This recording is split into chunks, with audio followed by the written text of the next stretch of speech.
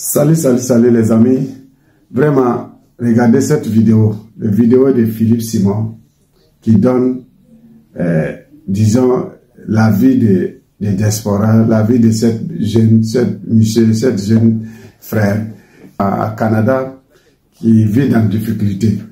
Vraiment, ce que je voulais ajouter ici aussi, la vie de l'aventure que nous aussi on a vécu un peu partout en Afrique, même en Europe ici. Il faut que les gens comprennent que en Europe, même en Afrique, dès que tu quittes Côte d'Ivoire pour partir au Cameroun, et qu'il faut changer ta mindset, il faut avoir une vie d'autodidacte, une vie vraiment qui comprenne. C'est pas, même si tu travailles en administration à Abidjan, arrivé au Cameroun, tout change. Voilà, j'étais un grand cadre. Au Canada, je suis devenu un esclave des champs. Bonjour Tata Chocolat. Je pense que c'est la personne qui tient la page, à qui cette personne au Canada a écrit. Je m'appelle Emmanuel, j'ai 36 ans. Je viens de Douala, quartier Makepe. Ça, c'est au Cameroun. Avant, j'avais tout. Chef de service dans une multinationale à Bonanjo. Bonanjo, c'est le quartier administratif et un peu d'affaires aussi de la ville de Douala. Voiture de fonction. Il avait une voiture de fonction. Costume, cravate, tous les jours. Bien habillé. Déjeuner au restaurant. Respect partout. Je vois un peu le genre de profil de personne que c'était. Les gens m'appelaient patron. On me demandait des stages, des conseils, des recommandations. J'étais le modèle. Voilà sa vie au Cameroun. Mais j'ai tout quitté pour le rêve canadien. On m'a dit, avec ton profil, tu vas exploser là-bas. Tes diplômes, ton expérience, ton anglais, en 2 mois, tu auras un job dans un bureau. Voilà ce qu'on lui a dit. Et j'ai vendu ma voiture. J'ai vidé mes économies. J'ai dit au revoir à mon bureau climatisé. J'ai atterri à Montréal avec l'espoir dans une main et ma dignité dans l'autre. 3 ans plus tard, je suis brisé. Tu veux la vérité? C'est comme ça fonctionne.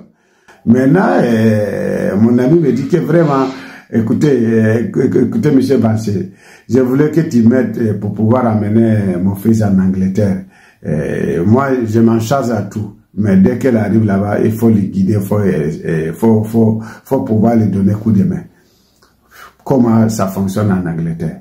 Moi, j'étais clair parce que c'est comme ça, je dis, ah, vraiment, parents, faut que je te dise clairement, faut que tu comprennes d'abord, avant d'envoyer ton enfant là-bas, dès qu'elle arrive là-bas, toi-même, tu vas chercher transport même aussi pour envoyer. Donc, c'est dur que tu envoies ton fils à l'extérieur, que tu vas envoyer transport, qu'il revient. Si tu ne fais pas ça aussi, après aussi, tu vas voir que son aventure n'a aucun sens. Il va être là-bas seulement. Après, il va tomber, c'est pour fumer des drogues parce qu'il n'arrive pas à se concentrer, il n'arrive pas à régler. Parce que dans son esprit, au pays, moi j'étais comme ça, mais je ne vais pas être comme ça. Voilà, une fois que s'il y a ça dans sa tête là, ça ne va pas réussir. Parce que tout simplement, le cadre que lui il a, si lui il arrive là-bas, il veut vivre dans ce même cadre, il veut que lui trouve ce même cadre, il ne va pas s'en sortir. Voilà, c'est comme ça tout à fait naturellement. Donc il faut qu'il recule en arrière et il recommence à zéro. Voilà, mais l'esprit là que vraiment moi ici je connais personne, je n'ai rien, je dois recommencer à zéro, je dois me soumettre, je dois faire travail qui n'est pas quoi qu'il soit pour pouvoir m'adapter et reprendre. Voilà. Tu dois apprendre la langue, même si tu parles en anglais. Je lui dis, même si ton fils parle en anglais, arriver en Angleterre, Angleterre ici en anglais, Afrique, c'est pas la même chose. Donc, il y a certains lieux, même s'il parle en anglais, son anglais, mon cher déjà qu'il vit en Afrique. On te dit que c'est l'anglais africain.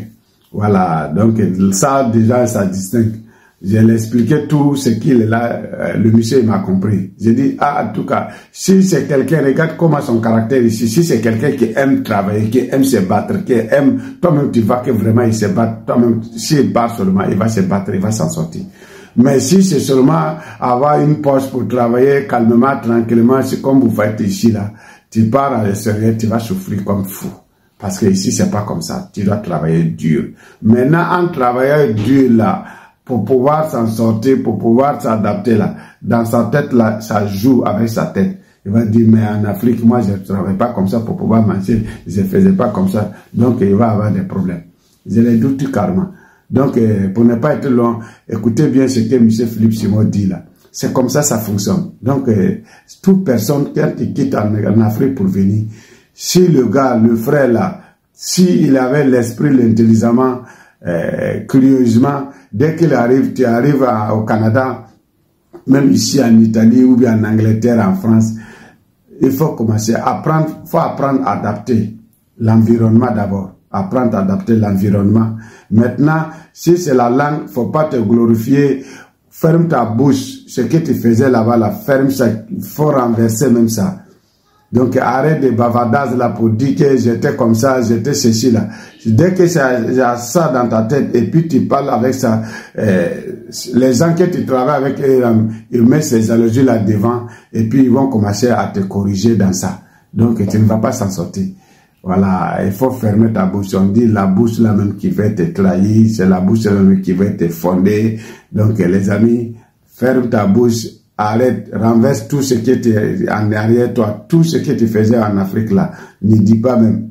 Voilà, certes pour t'adapter, changer la langue, apprendre le métier. Tu vas voir. Si lui il souffre aussi dans le champ aujourd'hui, parce que dans sa tête là, je dois être comme ça, je dois faire comme ça. Mais apprends, non? Si on t'a dit d'apprendre la langue, on ne te connaît pas ton diplôme. Apprendre le diplôme, ça a besoin de combien de temps? Ça a besoin de combien de temps pour étudier? Prends sacrifice. Prends un petit travail, même si c'est plonge, comme dit là, tu fais ton plonge, tu fais ton étude, tu prends la langue. Une fois que tu prends l'accent de Canada, tu comprends, tu sais lire, on te donne un diplôme là-bas. Parce que si toi-même vraiment tu es un diplômé là, une fois que tu pars à l'école là, sur le sang, tu vas avoir un diplôme. Oui, tu vas avoir un diplôme, ils vont te donner, tu vas avoir travail. Parce que lui, dans sa tête là, c'est pas problème de l'intelligence, c'est problème de l'esprit. C'est l'esprit qui travaille avec toi. Si il a l'esprit seulement, il va changer. Mais s'il n'y a pas cet esprit-là, tu vas souffrir. Parce que toi, tu es comme ça, c'est si tu mets ça dans ta bouche, dans ton esprit pour bavarder seulement, et puis les gens vont prendre ça pour utiliser contre toi. C'est ça le monde aujourd'hui. Tu parles, c'est ton parole l'emprunt pour utiliser avec toi. Donc, ferme cette bouche-là. Et ceux qui écoutent cette vidéo, voilà, dès que tu as un renouvellement, ferme ta bouche, tu t'adaptes l'environnement, tu recules en arrière, quoi qu'il soit, tu es en Afrique. Ici, c'est pas en Afrique.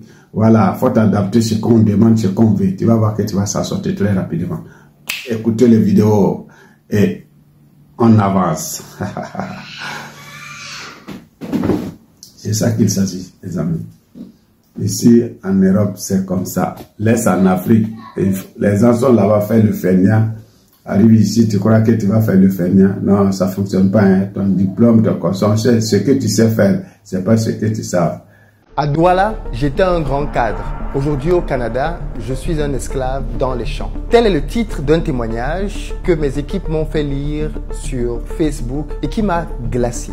À tel point que je me suis demandé quelle est la réalité de la vie des migrants africains au Canada. Il se trouve qu'il y a de cela quelques mois, j'ai participé à une émission télévisée au Cameroun, au cours de laquelle je disais que pour certains profils, il n'est pas intéressant d'immigrer au Canada parce que le style de vie que l'on peut avoir en Afrique ne justifie pas que l'on abandonne un certain nombre d'avantages pour aller au Canada si on le fait avec pour but de trouver l'Eldorado dans ce pays-là. Et je me rappelle qu'à l'époque, mes propos avaient soulevé un tollé dans lequel beaucoup de gens me disaient « Mais qu'est-ce que je raconte? J'empêche aux enfants de vouloir aller au Canada alors que le Cameroun est un enfer, ainsi de suite, ainsi de suite. » Je vais vous lire le témoignage tout de suite de cette personne. Et ensuite, on va se poser quelques questions. Sans plus tarder, je vais vous lire donc le témoignage. Le titre c'est « À Douala, j'étais un grand cadre. Au Canada, je suis devenu un esclave des champs. » Bonjour Tata Chocolat. Je pense que c'est la personne qui tient la page à qui cette personne au Canada a écrit.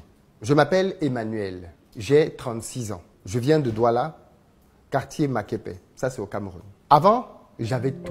Chef de service dans une multinationale à Bonanjo.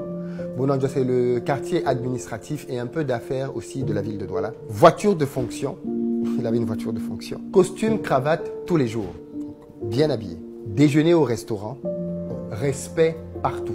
Je vois un peu le genre de profil de personne que c'était. Les gens m'appelaient patron. On me demandait des stages, des conseils, des recommandations. J'étais le modèle. modèle. Voilà sa vie au Cameroun. Mais j'ai tout quitté pour le rêve canadien. On m'a dit, avec ton profil, tu vas exploser là-bas. Tes diplômes, ton expérience, ton anglais, en 2 mois, tu auras un job dans un bureau. Voilà ce qu'on lui a dit. Et j'ai vendu ma voiture. J'ai vidé mes économies. J'ai dit au revoir à mon bureau climatisé.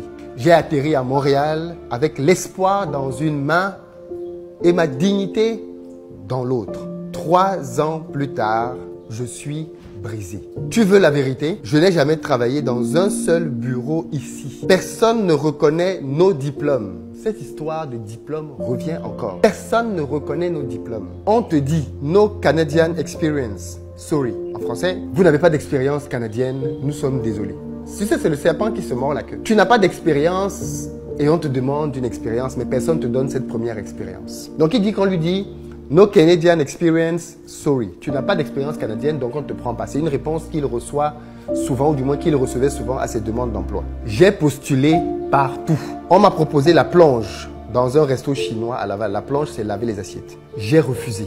Je voulais respecter mon CV. Erreur. Tu es quand même un grand directeur. Tu as quand même de grands diplômes. Enfin, je veux dire, tu ne vas pas au Canada pour commencer à laver des assiettes. C'est pas pour ça que tu es venu. On t'appelle patron au pays. On te sollicite pour des stages, pour des emplois. C'est toi qui aides les gens. C'est pas toi qui vas venir au Canada pour commencer à laver des assiettes quand même. Donc il a dit non, je ne veux pas de ce boulot-là. Dans un restaurant chinois à Laval. Laval, c'est une ville périphérique de Montréal, à 15 minutes de Montréal.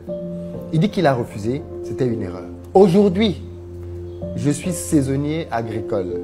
Je me lève à 4 heures du matin. Je pars dans un champ à 60 km de chez moi. Je cueille des fraises, je coupe des salades, je mets des bottes dans la boue, sous le soleil ou sous la pluie. Et le pire, je travaille avec des gens qui n'ont même pas le BEPC, le brevet des collèges, mais qui me commandent comme un chien.